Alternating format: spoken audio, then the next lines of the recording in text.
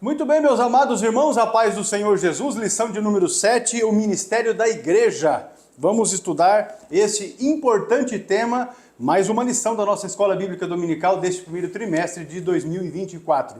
Estamos aqui no estúdio do CETAD, eu e o pastor Adovilson Alves de Andrade. Pastor Adovilson, Pai do Senhor. Bem, pastor Erson, os nossos queridos irmãos, lição de número 7. O tempo está correndo e nós estamos aqui, para a glória de Deus, para mais uma pré-aula.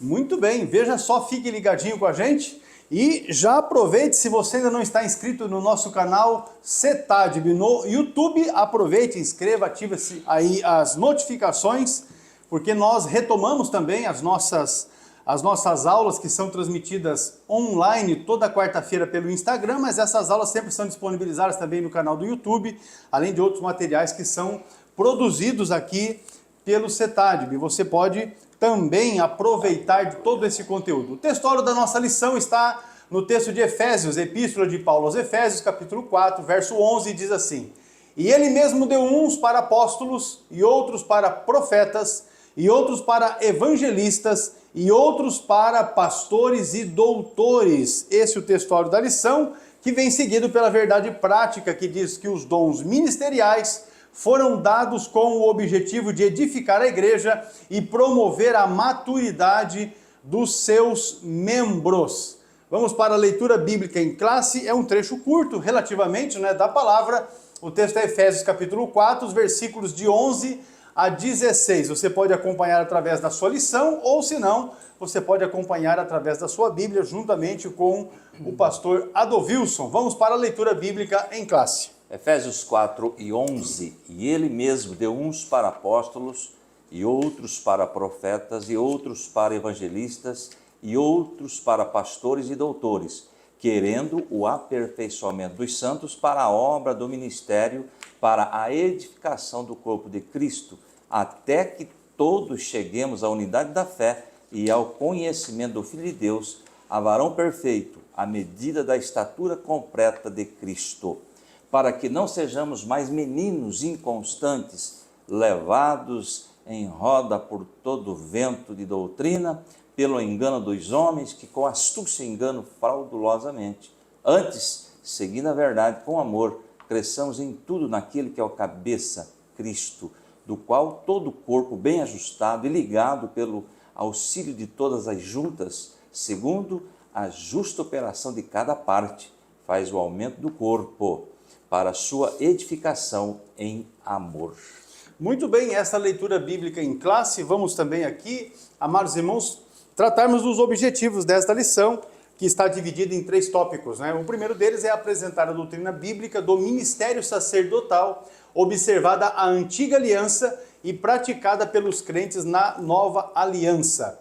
No segundo tópico, elencar os cargos ministeriais instituídos na igreja primitiva. Por fim, no terceiro tópico, explicar as qualificações de natureza moral e social exigidas para o exercício ministerial. Esses, então, os 3 objetivos relacionados a cada um dos tópicos desta lição. A nossa lição de número 7 tem a sugestão dos hinos da nossa harpa cristã, o hino de número 93, 115 e o 132 são os hinos com sugestões que estão ligadas, as suas letras estão ligadas ao conteúdo proposto nesta lição. A palavra-chave, o pastor Adovilson sempre tem trazido para nós aqui uma definição, da palavra-chave, que desta feita é ministério. Bem objetiva e direta, ministério é serviço, é trabalhar. Quando falamos que uma pessoa trabalha em um ministério dentro da igreja local, estamos igualmente falando que essa pessoa está fazendo um trabalho específico dentro daquela igreja. Os obreiros da igreja, por exemplo, exercem seu ministério, seu serviço a Deus, servindo a igreja para a qual foram chamados a pastorear. Portanto, ministério, serviço. E nós vamos observar aqui essa questão de hierarquia dentro da igreja, para que é que Deus escolheu homens e colocou nas suas devidas posições. E todos, é interessante que no original as palavras, todas elas vão para trabalho, serviço. Então o obreiro está a serviço da igreja, a serviço do povo, é um ministério. É um ministério, com certeza. E o obreiro que não está pronto para servir, não serve para nada, né? Essa é a verdade. Vamos lá então para a introdução da nossa lição de número 7. Nesta lição veremos o ministério em suas diferentes funções e ofícios, bem como as qualificações que biblicamente são exigidas para o seu exercício. Isso é exatamente aquilo que nós já apresentamos aqui nos objetivos da nossa lição. Primeiramente, mostraremos que, de modo bíblico, todo cristão exerce o ministério sacerdotal que o habilita a ministrar diante de Deus. Nesse sentido, então, não há diferença entre o membro e a liderança. Todos são sacerdotes de Deus. Por outro lado, as Escrituras mostram claramente que Deus escolheu determinadas pessoas para funções e ofícios específicos. Esses ministros chamados por Deus têm a função de servir à Igreja de Cristo e trabalhar no aperfeiçoamento dos santos. Esta a nossa introdução e nós já vamos então para os desdobramentos da nossa aula de hoje. Tópico primeiro, o ministério sacerdotal de todo crente, falando sobre o sacerdócio no Antigo Testamento, é o subponto 1. Tópico 1, subponto 1. A prática do sacerdócio é bem antiga, né? Entre os hebreus. Ela saiu da esfera familiar para se tornar uma complexa prática cerimonialista. Então veja bem que a prática do sacerdote de sacrifício é muito anterior à lei. Dessa forma, a evolução do sacerdócio da antiga aliança é como segue. No princípio, tem um ponto aí, no princípio, quando surgiu a necessidade de se oferecer sacrifício, os cabeças das famílias eram seus próprios sacerdotes.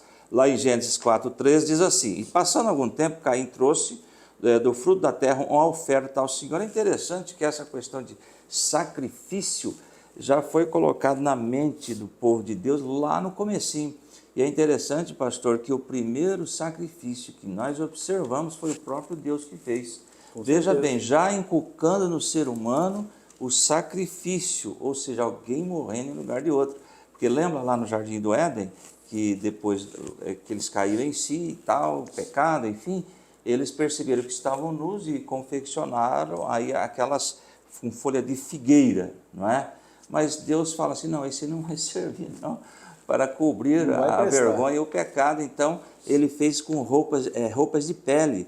Lá em Gênesis 3:21 diz assim, o Senhor Deus fez roupas de pele e com elas vestiu Adão e Eva, levando em consideração que não havia morte, né, antes do pecado. Então, o próprio Deus fez o primeiro sacrifício para cobrir aí o pecado do homem. É interessante isso daí.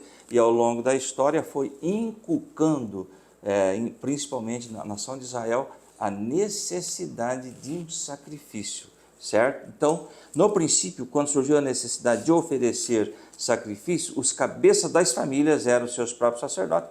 Nós vimos ali em Jó também 1:5 que ele oferecia sacrifício pelos filhos, né? Tem outro ponto ali, assim na era dos patriarcas encontramos o chefe da família exercendo esta função, lá em Gênesis 12:8. Dali prosseguiu em direção às colinas a leste de Betel, onde armou o acampamento, tendo Betel a oeste e Ai a leste, construiu ali um altar, né, dedicado ao Senhor e invocou o nome do Senhor. Altar pressupõe aí, portanto, também sacrifício. Israel, como nação, foi posta como sacerdote para outros povos. Lá em Êxodo 19:6 diz assim, vocês serão para mim um reino de sacerdotes e uma nação santa. Essas são as palavras que você dirá aos israelitas. Por que o sacerdócio abrangia outras nações? O sacerdote, qual era a função? O povo vinha ao sacerdote para apresentar-se a Deus. É diferente do profeta. Deus usa o profeta para se comunicar com o povo. Já o sacerdote, o povo vinha ao sacerdote para se apresentar a Deus, não é mesmo? Então veja bem, no Monte Sinai, o Senhor limitou a prática sacerdotal à família de Arão, à tribo de Levi. Então aí que entra essa questão aí da família chamada, né?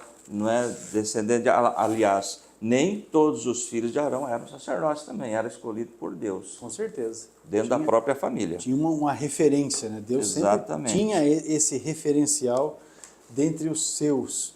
Agora vamos para uma doutrina bíblica confirmada no Novo Testamento. Então nós vimos como foi que Deus fez a separação, não é, de uma família e por meio dos seus descendentes instituiu o sacerdócio. Agora vamos para esta doutrina bíblica que é confirmada no Novo Testamento, porque o Novo Testamento apresenta o sacerdócio da Antiga Aliança como um tipo de Cristo. Veja o texto de Hebreus capítulo 8 e o versículo é o de número 1. O texto de Hebreus diz assim: Ora, a suma do que temos dito é que temos um sumo sacerdote tal que está assentado nos céus à destra do trono da majestade. Aqui o texto se refere a Jesus Cristo. Por isso nós falamos a respeito de que o sacerdócio da Antiga Aliança tipifica, não é? Está tipificado aqui em Cristo, que operou o derradeiro sacrifício pelos pecados do povo, uma vez que o sacrifício de Jesus é definitivo, é de uma vez por todas, né? Assim, não mais uma família, tribo ou nação é detentora do sistema sacerdotal. Como mencionamos na introdução, todos os crentes, não é, diante de Deus são sacerdotes. Agora, é a igreja que constitui o sacerdócio universal de todos os crentes. E nós temos aí as referências bíblicas que podemos mencionar. Vamos destacar aqui, especialmente, o texto da primeira epístola de Pedro, no capítulo de número 2, e o versículo de número 5, porque ele também vai trazer para nós esta clareza a respeito do assunto. Diz assim o texto: Vós também, como pedras vivas, sois edificados casa espiritual e sacerdócio santo, para oferecer de sacrifícios espirituais agradáveis a Deus por Jesus Cristo. Ou seja, em Jesus Cristo nós nos fazemos sacerdotes, sacerdócio santo, não é? Pedras, conforme diz o texto aqui, pedras vivas. Esta é a abrangência que o Novo Testamento dá a respeito do sacerdócio, que anteriormente estava sobre os ombros, né? Havia essa detenção por uma família e agora não mais. Logo, se debaixo da Antiga Aliança o sacerdócio ou o sacerdote era um ministro do culto, agora sobre a Nova Aliança, como sacerdotes, e aí nós destacamos os pontos que estão na lição. Não é? Oferecemos o próprio corpo em sacrifício vivo, que é exatamente o texto de Romanos 12, os versículos de 1 a 2, que fala a respeito de oferecermos a Deus o nosso culto racional, o nosso corpo como sacrifício vivo e agradável a Deus. Também ministramos o louvor como fruto dos nossos lábios, e aí a referência de Hebreus capítulo 13, verso 15, diz assim, ó: Portanto, ofereçamos sempre por ele a Deus sacrifício de louvor, isto é, o fruto dos lábios que confessam o seu nome. Ainda como sacerdotes nesta nova aliança, nós intercedemos pelos outros, não é? No caso aqui, é um ministério que está também sobre a igreja. Veja Hebreus capítulo 10, os versículos 19 e o versículo 20, diz assim, ó: Tendo, pois, irmãos, ousadia para entrar no santuário pelo sangue de Jesus, pelo novo e vivo caminho que ele nos consagrou pelo véu, isto é, pela sua carne. A intercessão que devemos fazer em favor dos demais, dos nossos irmãos, das pessoas que precisam de Deus e de uma intervenção de Deus em suas vidas, em favor de suas vidas. Ainda, como sacerdotes na nova aliança, proclamamos as virtudes daquele que nos chamou das trevas para a sua maravilhosa luz. É exatamente o que o texto da primeira epístola de Pedro, capítulo 2 e o versículo 9 se refere. O texto diz exatamente assim, ó: Mas vós sois a geração eleita, o sacerdócio real, a nação santa, o povo adquirido, para que anuncieis as virtudes daquele que vos chamou das trevas para a sua maravilhosa luz. Ainda, e por fim, como sacerdotes sob essa nova aliança, mantemos comunhão direta com Deus Veja que a referência aqui é o texto da segunda epístola de Paulo aos Coríntios, no capítulo 13,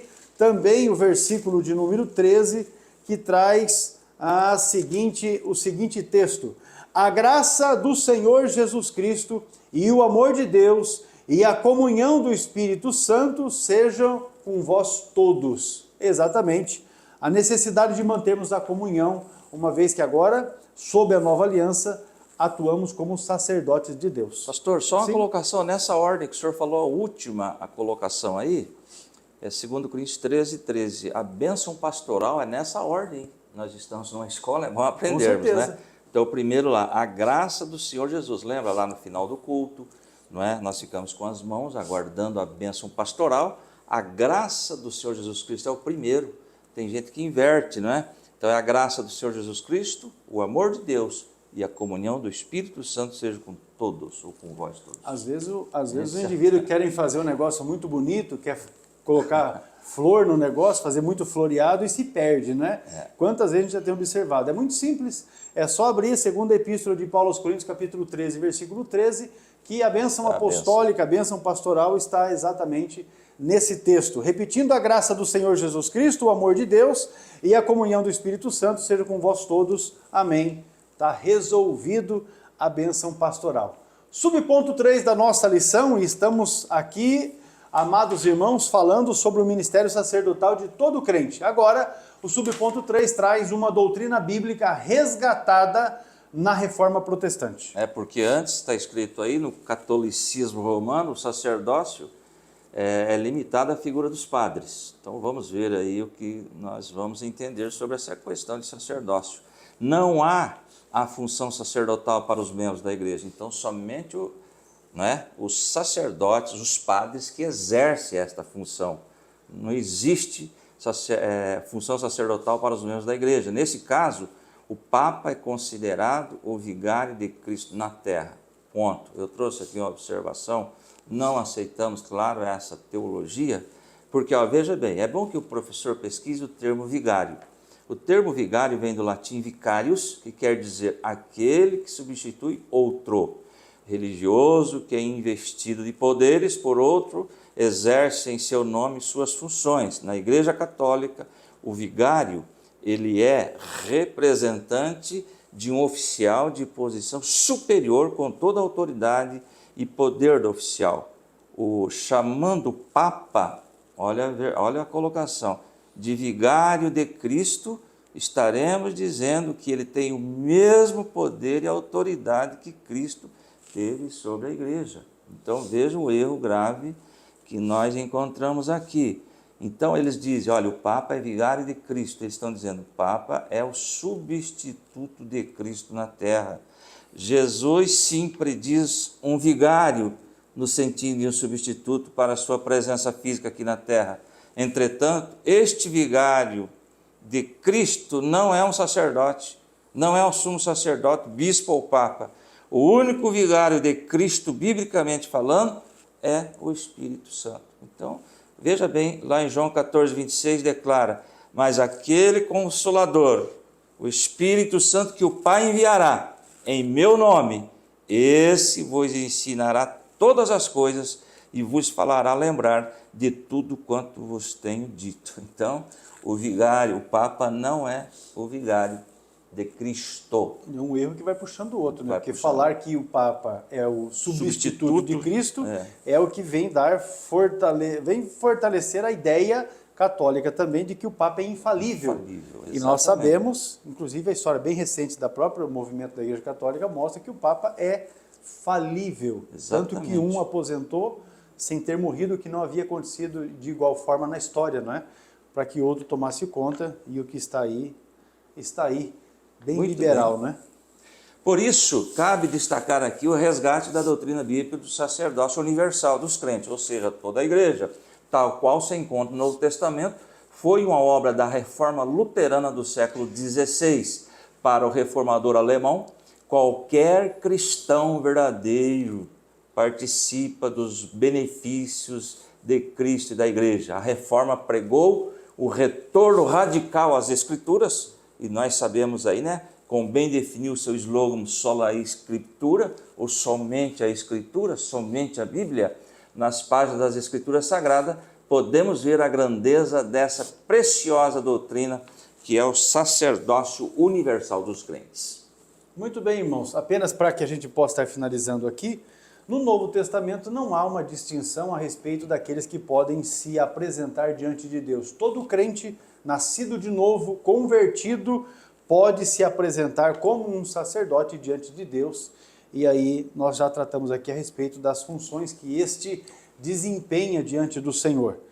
Concluindo então o ponto primeiro, a doutrina bíblica do sacerdócio universal do crente é um fato na nova aliança. A igreja constitui o sacerdócio universal de todos os crentes. Com isso finalizamos este primeiro tópico da lição. Nós iremos para um breve intervalo e ao retornarmos vamos falar sobre a estrutura ministerial no Novo Testamento. Deus abençoe você, nós já retornamos. Olá, paz do Senhor, eu sou o pastor Hércules Carvalho Denob, diretor do CETADB, o Centro Educacional Teológico das Assembleias de Deus no Brasil, e eu vim aqui trazer para ti uma informação. Os irmãos entram em contato conosco e perguntam, pastor, como eu faço para iniciar a minha formação teológica através do CETADB? Isso é muito fácil, eu quero dizer que você precisa rapidamente iniciar o seu curso teológico através do CETADB, porque com isso você vai enriquecer o seu conhecimento. Você vai potencializar o seu aprendizado bíblico e teológico através dos 17 módulos que compõem a grade curricular do nosso curso. Isso quer dizer que, ao concluir os 17 livros que você estará estudando através do CETADB, você receberá um certificado reconhecido pela CGADB, a Convenção Geral das Assembleias de Deus no Brasil, com 1.020 horas aula de carga horária. Olha que bênção aquilo que você vai adquirir através do estudo sistemático dos módulos que nós oferecemos e também da assistência às videoaulas que são disponibilizadas para a sua formação teológica e educacional. Vem conosco aprender a palavra de Deus.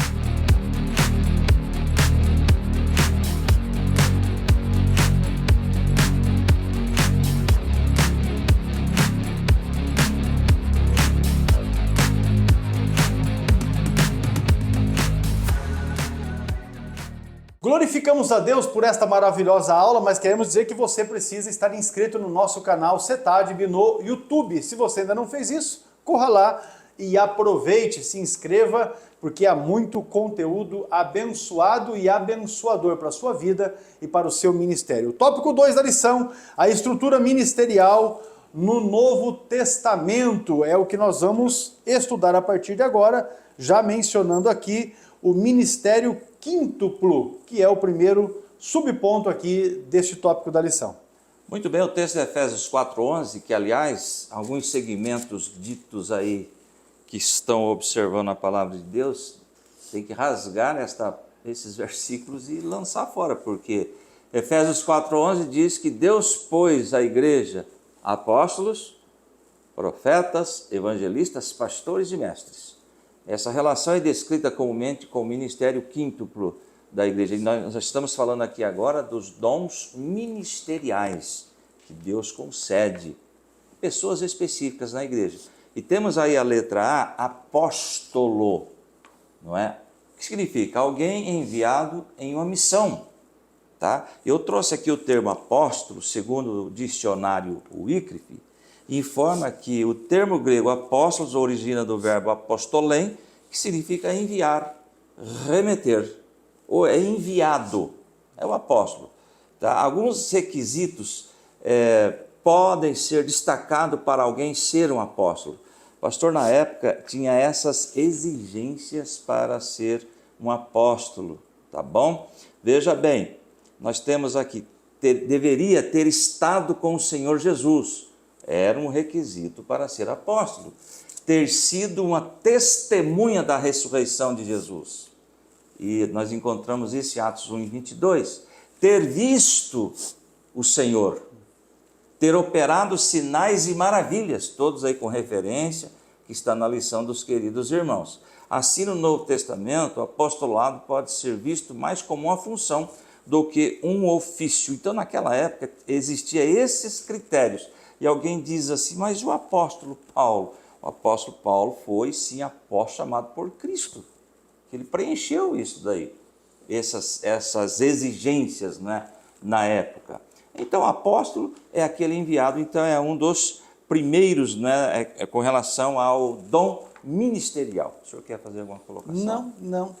Então vamos mais adiante, agora tem outro aí, ministério de profeta, não é?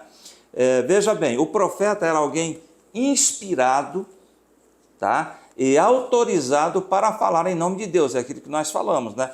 Deus usa o profeta para falar com o povo.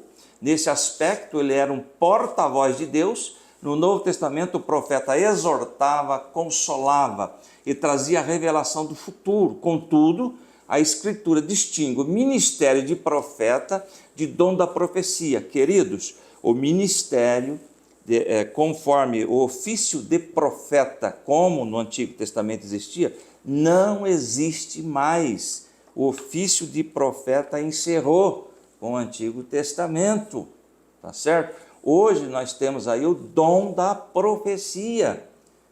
E veja bem o que está na lição. Assim somente alguns eram chamados para ser profeta, enquanto todos poderiam exercer os dons da profecia agora no Novo Testamento. Então tem essa diferença. Ninguém pode chegar, qual é o cargo que você ocupa na igreja? Aqui está a minha credencial, eu sou profeta. Isso não existe mais. E o dom da profecia, Deus pode levantar qualquer um, em qualquer momento, e entregar uma profecia para a igreja. E isso pode ser até uma vez na vida também, não é consequência isso, né? E queridos, agora veja bem, evangelista também. É alguém cujo ministério é centrado na salvação de almas. Está aí essa questão aí de pregar a palavra de Deus, né? Pregar a palavra do Senhor. Lá em Atos 8:5, nós já lemos aqui algum tempo atrás, 8:5, indo Felipe para a cidade de Samaria, ali lhes anunciava o evangelho. Então esse aqui é o evangelista, e nós até falamos que ele não era apóstolo, esse aqui já é outro, Felipe, né? E Filipe, então, ele é evangelista, aquele que evangeliza, aquele que prega, enfim. Agora, e pastores e mestres, vamos lá para outro ministério, né? O pastor possui a função de apacentar, João 21:16, enquanto que o mestre é de ensinar. Isso aí, irmãos, nós vemos através da palavra de Deus que existe essa função de pastor. Deus estabeleceu o pastor, né, conforme a sua vontade, conforme a sua orientação. O povo precisa ser apacentado, precisa ser orientado através da Bíblia para enfrentar os problemas que nos cercam dia a dia aí, né? E o pastor lá em João 21:16 diz assim, novamente Jesus disse, Simão, filho de João, você realmente me ama? Não é? E ele respondeu, sim, Senhor, tu sabes que te amo, disse Jesus, pastoreia as minhas ovelhas, ou seja, pastor. Agora, eu trouxe aqui, pastora, com relação a mestres também, lá em Romanos 12:7 diz assim, se o seu dom é servir, sirva, se é ensinar, ensine. Agora eu trouxe uma curiosidade aqui também com relação a mestres, que deixa a gente meio tenso. Veja bem, Tiago 3:1, meus irmãos, não sejam muitos de vocês mestres, pois vocês sabem que nós, os que ensinamos, está incluindo nós aqui, inclusive ele, né? Inclusive ele próprio. Exato, seremos julgados com maior rigor. Veja bem, um versículo desse aqui deveria estar em nossa mente constantemente. Nós que estamos à frente de um rebanho e somos convidados a ensinar, olha a responsabilidade que recai sobre os nossos ombros. Muito bem. E ainda que na lição você tem aí na linha B, D, né? Mestres, pastores e mestres que estão juntos na mesma linha, e o tópico fala sobre um ministério quíntuplo, você vai observar que nem sempre pastores são mestres, porque nós temos pastores que não são bons para o ensino, assim como nós temos mestres que não são bons para o pastoreio. Então, ainda que aqui na lição esteja junto pastores e mestres, não quer dizer com isso que as duas coisas devem estar somadas na mesma pessoa, ainda que quando Paulo ensina a respeito da separação de obreiros e fala a respeito dos presbíteros, né, diz que eles devem ser aptos para ensinar. Mas aqui o dom específico de mestre é uma categoria a mais, não é? O ensino aqui tem uma profundidade maior. Então, só para frisar essa questão, que nem todos os pastores são mestres e muito menos nem todos os mestres, não é? São pastores. Agora é ótimo quando você consegue reunir num mesmo indivíduo essas duas características, porque aí o trabalho ele acaba tendo um desdobramento maior, né? Pastor, lembrando que o pastor ele é cooperador, ele é diácono, ele é presbítero, ele é evangelista também. Nunca deixa de ser. Nunca deixa de ser. É isso aí, porque tem gente que às vezes chega a ser pastor consagrado e aí ele não quer mais fazer os serviços mais simples ali do dia a dia, os serviços que normalmente são feitos pelos cooperadores, pelos diáconos, e isso não deve se perder de vista, ainda que o indivíduo tenha chego ao ponto de ser um pastor consagrado, filiado a uma convenção. Se precisar carregar umas cadeiras nas costas, ele tem que estar apto para isso, com certeza. Subponto 2, pastor Edovilson, da lição, o serviço de diáconos e presbíteros, que vai exatamente de encontro com aquilo que nós estamos acabando de falar aqui.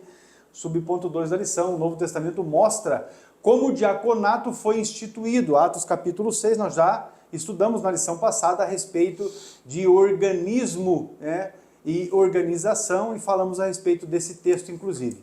O sentido do verbo grego diaconeu é servir, e ocorre 37 vezes ao longo do Novo Testamento, e esse significado está em Atos capítulo 6, versículo 2.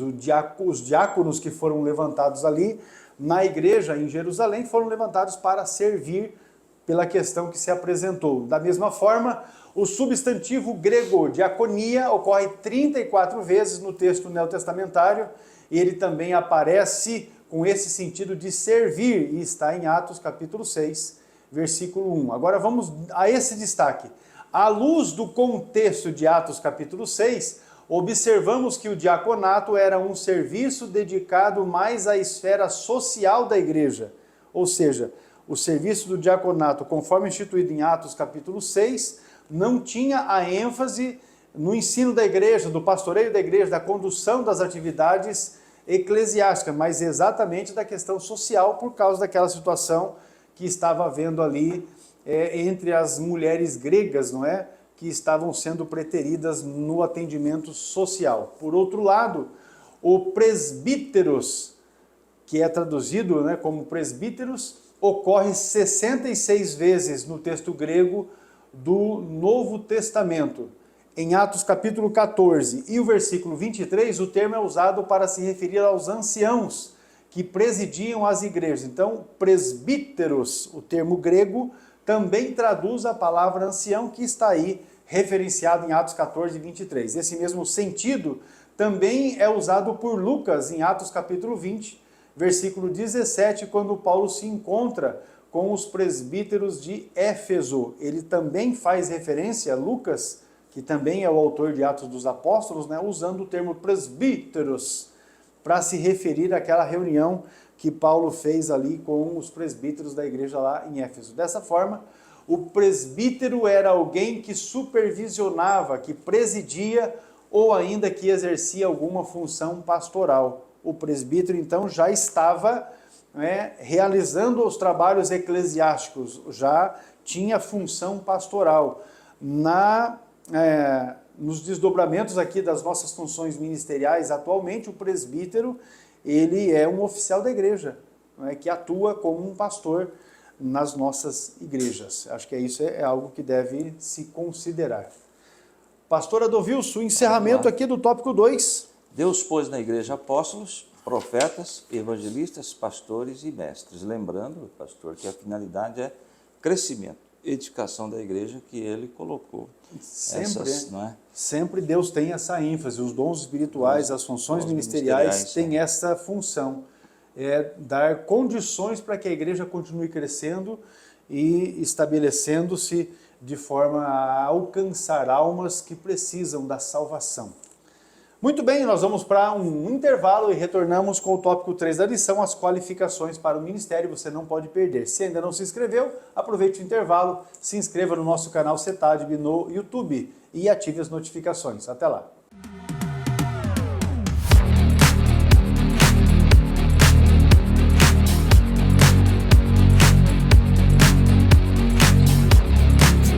Apresentamos o nosso curso de Teologia de nível básico. Uma jornada de conhecimento ministerial. Composta por 17 matérias cuidadosamente selecionadas.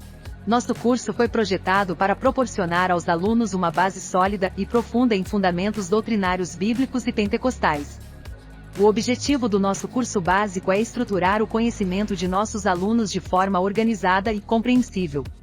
Através das páginas da Bíblia, desvendamos as verdades eternas que moldam a nossa fé. Cada matéria e cada lição estudada é uma pedra preciosa que construirá uma estrutura de fé e conhecimento inabalável. Através do estudo e das orientações de nossos professores nas videoaulas, você ganhará uma compreensão mais profunda da palavra e do seu ministério. Ao concluir este curso, você estará preparado não apenas com conhecimento teológico sólido, mas também com a confiança e a sabedoria necessária para desempenhar um papel significativo em seu ministério. Junte-se a nós e comece a construir sua base de fé e conhecimento, fortalecendo-se para servir e liderar com propósito. Curso básico em teologia onde a fé se encontra com o entendimento, e o ministério é moldado por verdades sólidas e pentecostais.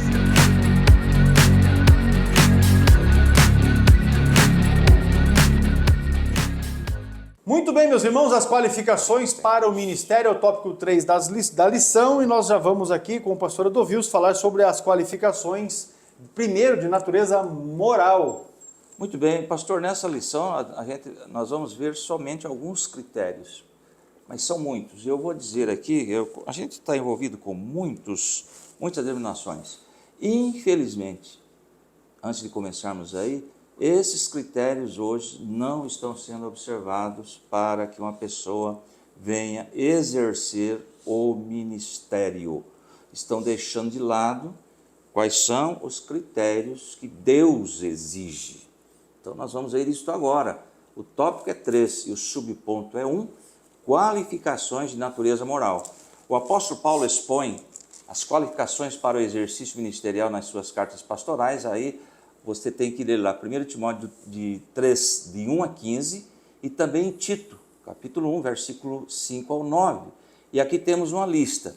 Não apegado ao dinheiro, ou seja, não avarento. Porque tem muita gente que ele está se preparando, parece que para viver eternamente sobre a terra. Ele está acumulando riquezas, não é? Então, primeira colocação, primeira qualificação para exercer esse ministério, não apegado ao dinheiro, não avarento, lá em 1 Timóteo 3,3, não é? Agora, veja bem, segundo, ser irrepreensível, 1 Timóteo 3,2 e Tito 1,6, ou seja, o que é alguém que tem que ser irrepreensível? É alguém que não possua nenhuma acusação válida. O que não significa ausência de pecado, mas uma vida pessoal ilibada, acima de qualquer acusação legítima e de algum escândalo público. Pastor, infelizmente, nós estamos vendo hoje acontecendo pessoas que estão envolvidos com a igreja, que estão à frente, que estão pregando por todos os lados. De repente, ele já se divorcia, já casa com outra, e de repente está nos púlpitos novamente, e está sendo banalizado essa questão de obreiro hoje. Então, portanto, queridos, devido a essa banalização, hoje você chega a um lugar que você acha, qual é a tua função? Eu sou pastor, você já é olhado meio assim, diferente, não é? Mas, infelizmente, os critérios bíblicos para que se possa ser hoje um obreiro na Bíblia está sendo esquecido por muitos segmentos evangélicos. Aqui eu estou falando independentemente de placa de igreja, tá certo? Muito bem, ser irrepreensível é não repreensível, ou o que não seja necessário ser repreendido por alguma questão. É isso que é ser irrepreensível. Então você avalie a sua própria vida e verifique aí se a sua conduta ela é irrepreensível. E depois, aproveite e dê uma lida aí nos textos que o pastor Adovil se referiu, está na Bíblia, não é? Primeira Epístola de Paulo a Timóteo, capítulo 3, versículos de 1 a 15, e Tito, capítulo 1, versículos 5 a 9. Ali tem uma lista, não é, que deve ser preenchida para aqueles que desejam o ministério, seja a partir de cooperador, diácono, presbítero, evangelista, pastor, enfim, você que deseja uma função de liderança na igreja, você precisa estar dentro dessa lista aqui, irrepreensível. Essa é a ideia. Agora, o segundo tópico fala a respeito das qualificações, as de natureza sociais. Vamos lá. Ao longo das cartas pastorais, nós verificamos também a necessidade de qualificação de natureza social. E aí, vamos lá. Tem alguns aspectos ali destacados, né? O aspirante ao ministério não pode ser soberbo, isto é, arrogante ou orgulhoso. Veja Tito, capítulo 1, versículo 7. Esse texto está dentro daquela lista que nós anteriormente mencionamos aqui de Tito, capítulo 1, versículos de 5 a 9. O versículo 7 está incluso. Foi o erro de Satanás. Né? Então, veja aí a situação. O próprio. Uma pessoa de difícil convívio social, alguém que devido à sua soberba mantém-se obstinado em sua própria opinião, age com teimosia e arrogância. Não é flexível. Então, alguém que quer estar no ministério não pode ser soberbo, não pode ser arrogante, orgulhoso, de difícil convívio social porque não vai prestar, não é, para o ministério. Outro aspecto é que o aspirante também não pode ser irascível, truculento, violento, ou aquele que possui um temperamento mais colérico. Uma pessoa que não pensa duas vezes antes de agir de forma descontrolada contra outro, desqualificando-o para ser ministro do Senhor. Então, veja que nós temos aí dois destaques importantíssimos. Não pode ser soberbo, mas também não pode ser irascível, violento, né? Porque há obreiros que, de fato, já nesses dois aspectos aqui, já estão reprovados, não é? Já estão reprovados. Pastor, tem um que fala assim, que no dia do batismo o corpo afundou, mas o braço ficou... O braço ficou para fora. Foi batizado. Então esse é um aspecto que a gente deve, né, considerar com bastante cuidado quando vamos, e aqui falando como pastor, né, quando vamos apresentar ou indicar alguém para o ministério e já filtrarmos. Porque se você conhece a pessoa e sabe que ele tem traços de soberba ou traços de violência, não serve para o ministério, porque quando ele tiver que tratar de alguma questão que precisa de um temperamento mais brando, ele não terá a condição necessária, ou não reunirá a condição necessária para tal. Vamos aqui, pastor, então, as qualificações ou os qualificados, não é, para o ministério? O último ponto, já tópico 3, o subponto 3, né? De acordo com as cartas pastorais, podemos afirmar que há qualificações claras para o exercício do ministério da Igreja de Cristo. Então, quem dera, né? Que todos os segmentos observassem isso antes de consagrar um obreiro. Nesse sentido, os ministros do corpo de Cristo têm como requisitos inegociáveis para o exercício do ministério as qualificações morais e sociais, conforme estudados aqui nesta lição. Muito bem, se você é um líder e vai apresentar obreiros para o ministério, tem aí a lista, nós já mencionamos o texto, mas nós temos observado que às vezes as pessoas não preenchem esses requisitos que aqui estão, mas porque são pessoas de posição social acabam recebendo a preferência, porque são pessoas que têm um pouco mais de dinheiro e que têm condições de financiar a igreja, também recebem preferência.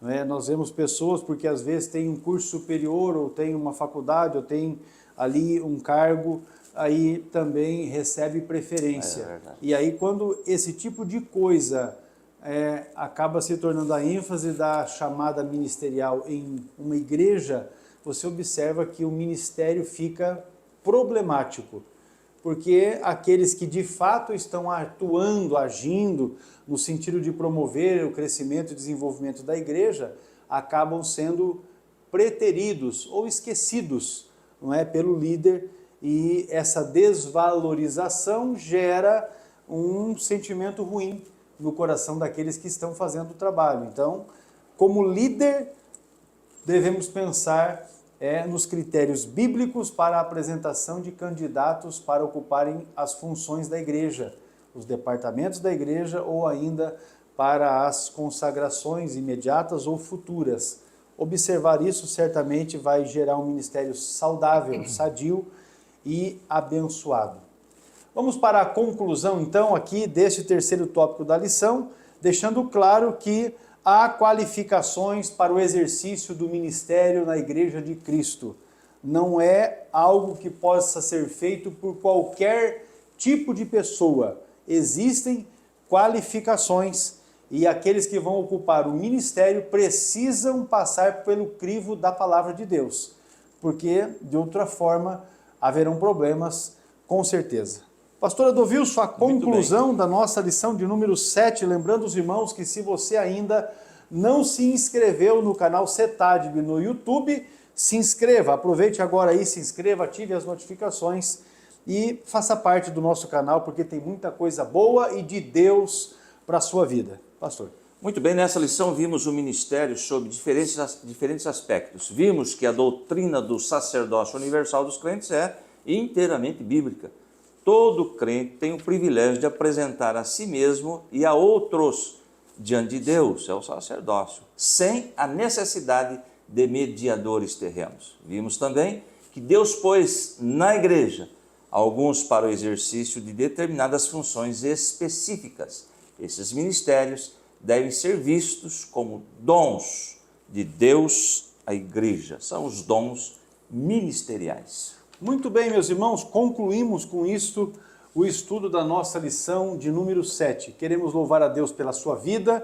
Você que ficou conosco até aqui, Deus abençoe você, a sua casa, o seu ministério e faça prosperar em todos os sentidos. Não perca a próxima lição, a disciplina na igreja, porque será uma bênção também. Pastor Adovilson. Muito bem, Deus abençoe a todos em Cristo Jesus. Continue orando por nós e nós orando por vocês. E com certeza a vitória é nossa, pelo nome de Jesus. Deus abençoe a todos. A paz do Senhor.